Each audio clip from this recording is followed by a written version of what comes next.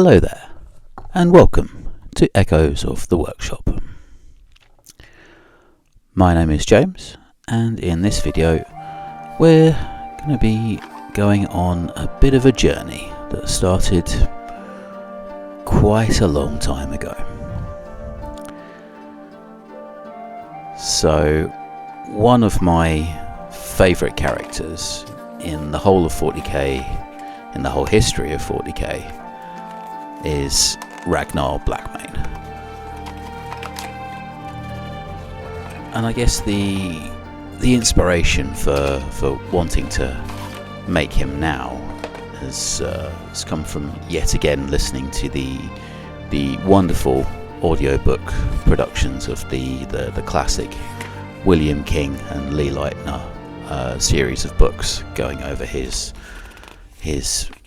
origin story, his rise through the ranks of Bloodclaw, him losing the Spear of Russ and being sent away to the Wolf Blades before eventually retrieving said spear and returning to the chapter. I've always loved the character, but I've never owned him, I've never made him until today. And I guess the main reason for that is sort of back in the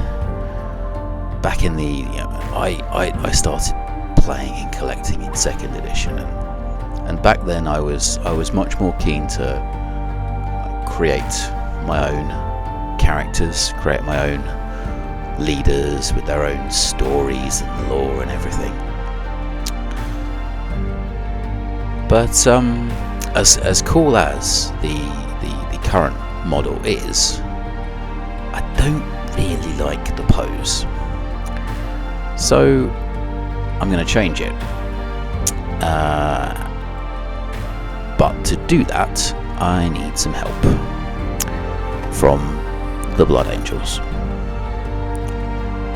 I really like this pose of the Martys just stood there, legs abrased, just saying, "Come at me." And I am going to use that as the basis for what my Ragnar is going to look, or how my Ragnar is going to look, to be more accurate.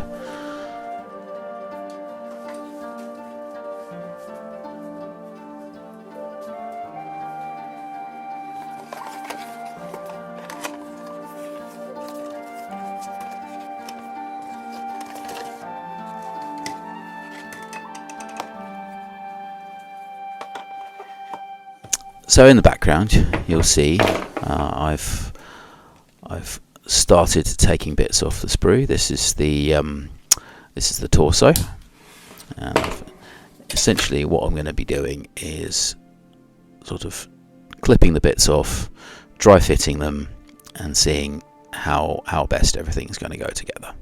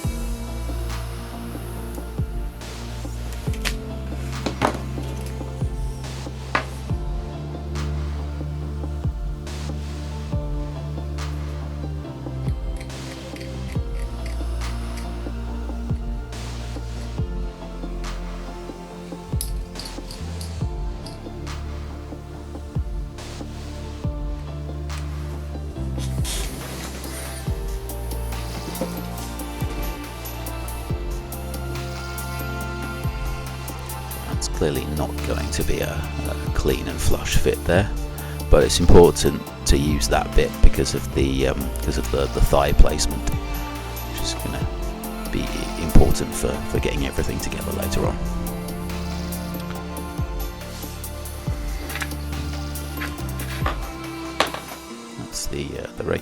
the front. So we'll just we'll go at this, and we'll figure out a way of making it work. Yes, the kit basher's best friend, good old milliput. So, because the fit wasn't as clean as I'd like it to be, basically using the milliput to hold the pieces together, and I'll fill in the gaps and everything like to make it look presentable.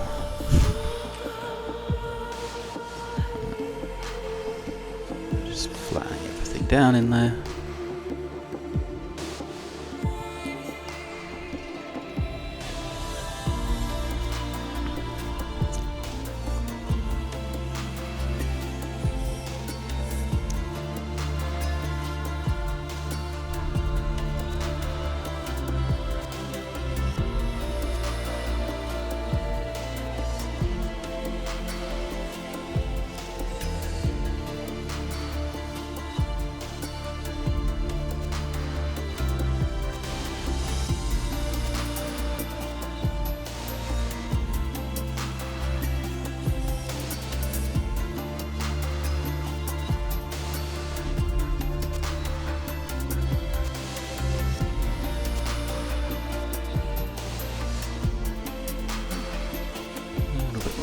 Trial and error till everything comes together.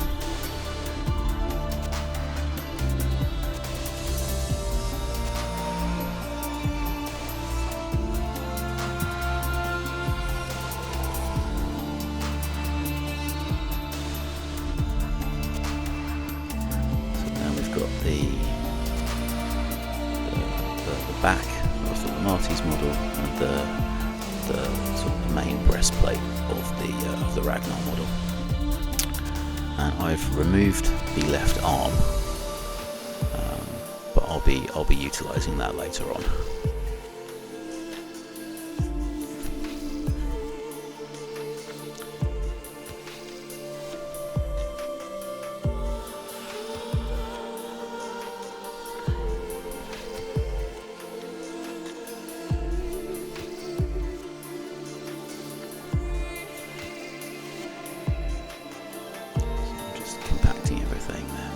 Making sure it's nice and settled in there.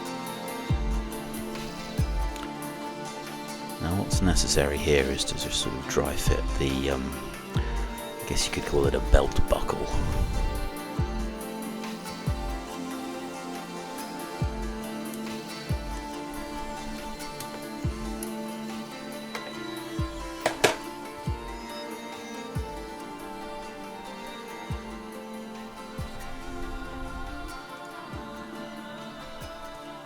Now the belt buckle itself is attached to one of the legs, so what I'm doing here is just removing it from that, and then I'll be able to attach it where the milliput is on the lower part of the torso.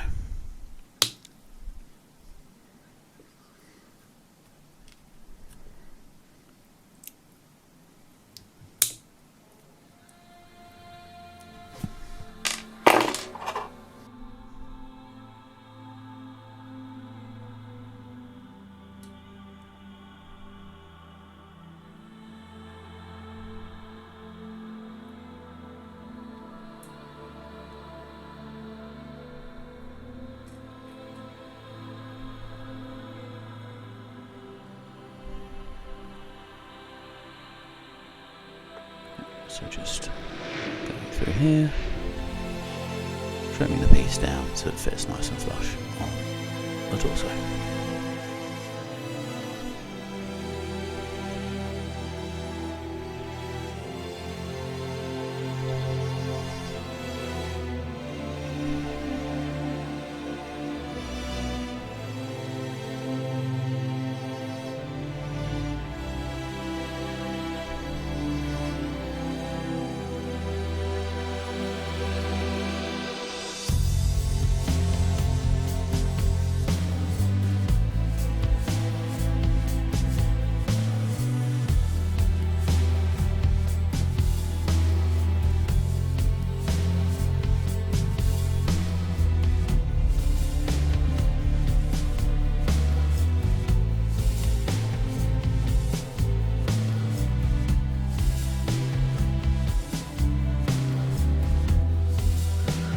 So now that fits in there nice and flush. We can fill in the little gaps that are next to that, so it looks nice and clean.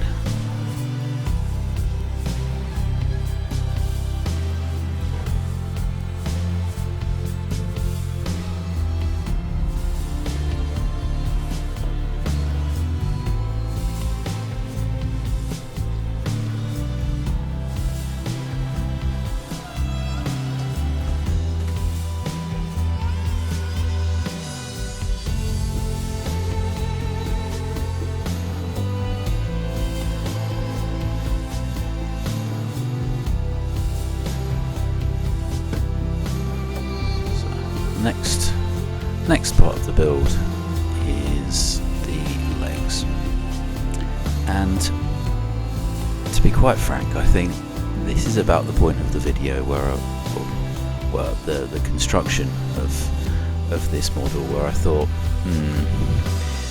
maybe this wasn't wasn't the best idea in the world, and this is clearly not as easy as I thought it was going to be. But the cuts are made, the kits are bought. We're just gonna carry on working through this and figure out the problem. Just essentially going through the parts of the Lamarti's kit which have these sort of thick sort of straps. They kind of look like straps. It's part of his armor. It doesn't really match the Space Wolf aesthetic. So we're just trimming them down, filing them nice and smooth, so it matches the rest of the armor plates.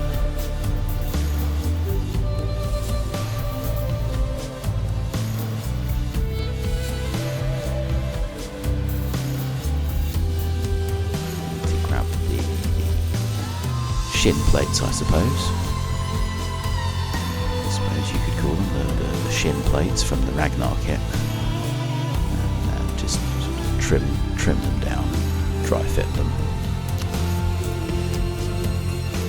So, mould lines and everything, just dry fit, not a clean fit at all.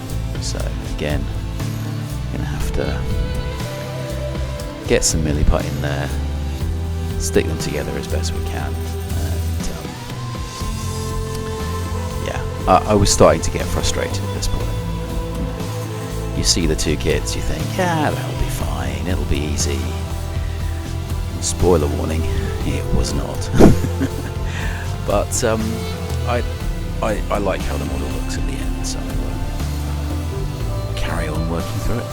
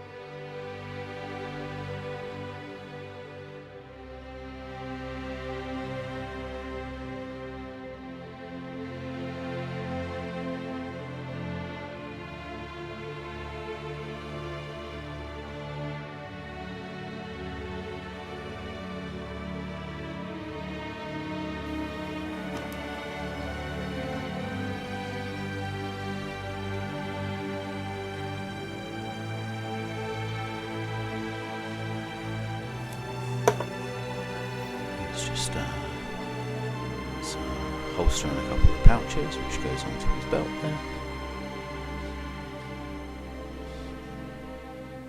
The obligatory wolf tail.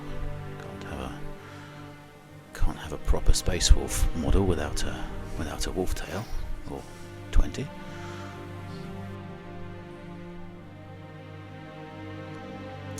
we're on to Frostfang,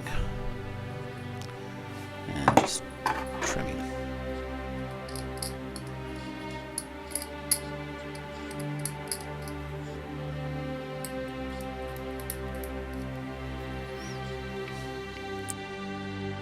I decided the best thing, or the easiest thing, would be to use Ragnar's arms rather than doing the same sort of thing with, taking the arms of the Maltese model and taking off the weapon. I just decided to make life a little easier on myself and use both the arms from the Ragnar model, and yeah, just removing it from the other piece it was attached to here, trimming it down, cleaning up, and this will later then be attached, sculpted into the remainder of the model using Millipop.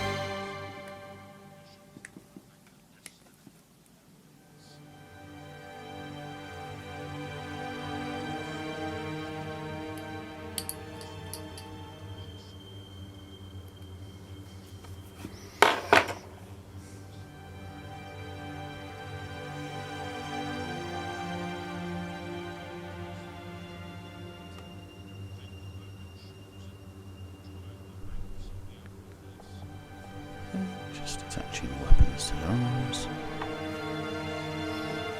Nice and peaceful.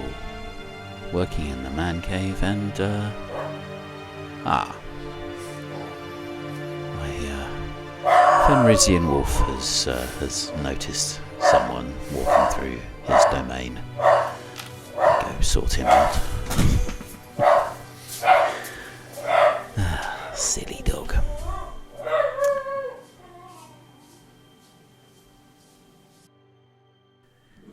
As we were,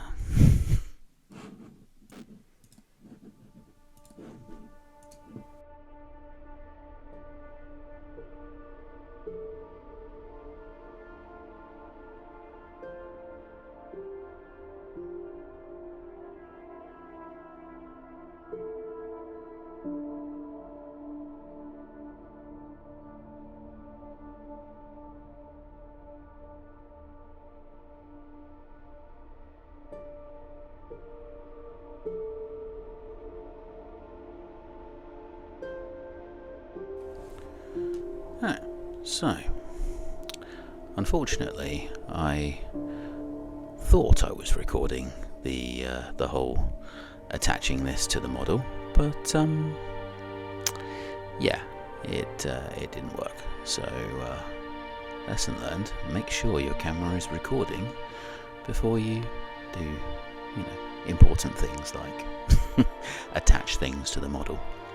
But yeah, you can just see I've essentially created his shoulders with milliput, and that's allowed me to place the arms how I want them to look. Right, onto the cloak. Just that goes right on the back of the model. Not that one. You sure it's that one?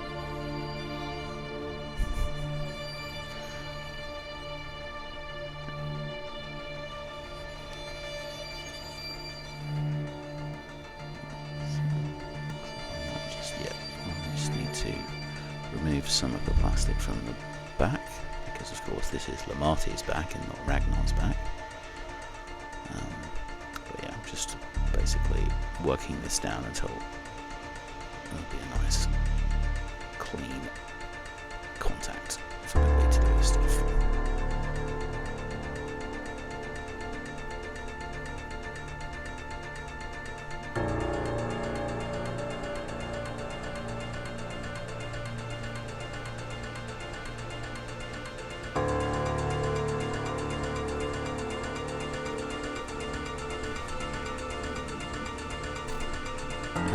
There, just finding the sort of side part of the cloak.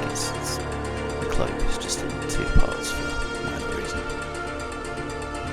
I believe this actually has a holster attached to it, which in the regular kit is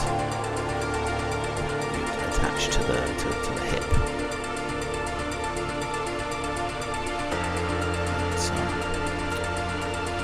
Will be removing the said holster because of the changes I've made to the pose on the model. It just doesn't work. So I just took the decision to just take it off.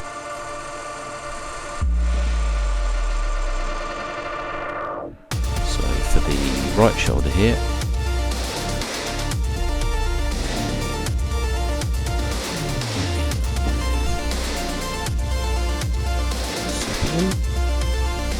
quickly realised that it's way too chunky to fit the shoulder pattern. So I'll go in and trim material away until it fits.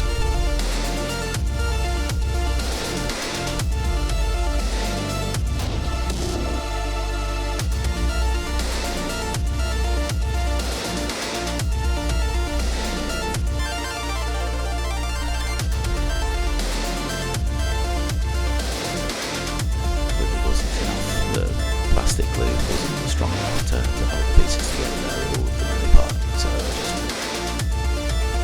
went out again there with some super glue. Just like it.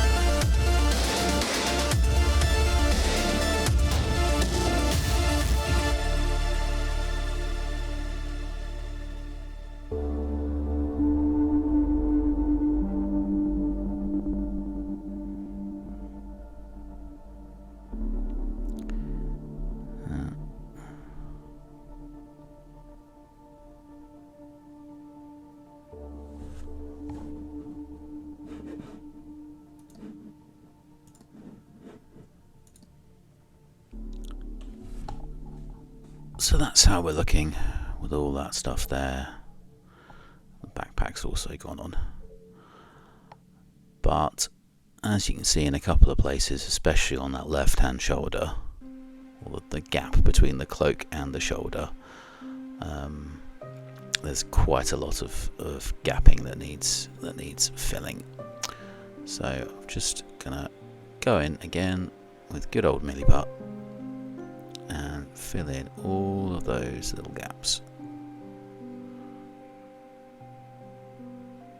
Once it's in there, nice and attached and combined with the plastic, I'll then use the same tool. And by tool I mean toothpick. Heck, if it's good enough for Valbjorn, it's good enough for me. Just sort of put in a little bit of fur texture so it matches the rest of the model.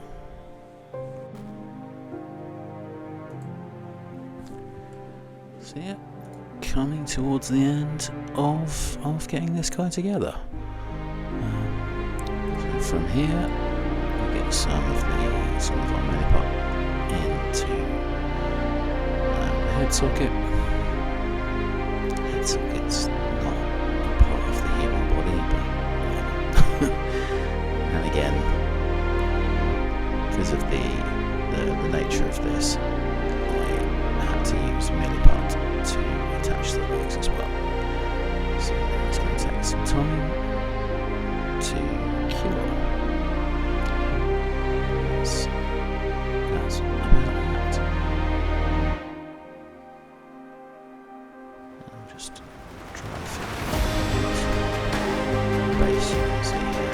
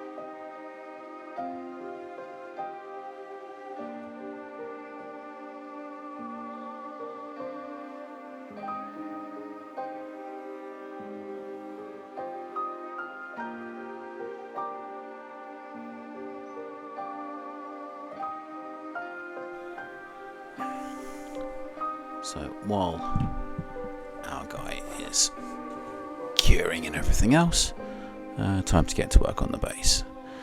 Now, the original Ragnar model has him sort of leaping off of the top of this rock, and obviously that wasn't going to work with the changes I've made to the model. So what I'm doing is taking some cork bark, which is actually an old sort of cork round thing to stop hot dishes burning your